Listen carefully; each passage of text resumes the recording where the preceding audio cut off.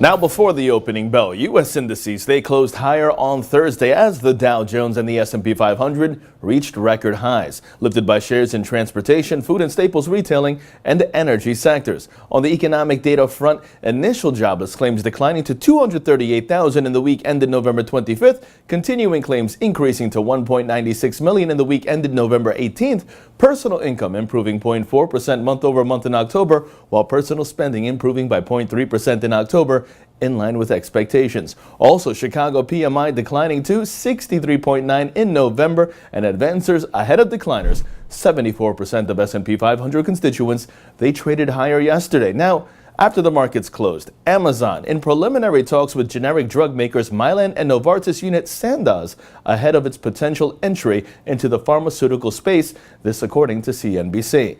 CVS Health Corp nearing an agreement to acquire health insurer Aetna Incorporated for more than $65 billion, reported by Bloomberg, citing a source. Now turning overseas, Asian markets mixed today. The Nikkei up 0.41%, the Hang Seng down 0.35%, China CSI 300 down 0.2%, while South Korea's Kospi down 0.04%. European markets, they are losing ground, and U.S. futures calling for a negative start. Now, there are no major earnings expected today, while on the economic docket, 9:45 in the morning sees the November final market U.S. manufacturing PMI read, and 10 o'clock in the morning sees the November ISM manufacturing read, expected at 58.3. Now, turning over to the markets, the S&P 500 sees a bullish bias above 2634.50. The Nasdaq sees the bias remain bullish, while the Dow Jones also sees the bias remain bullish, but that's in focus as the relative strength index lacks downward momentum. Long positions above 24,100 are favored, with targets at 24,330 and 24,420 in extension.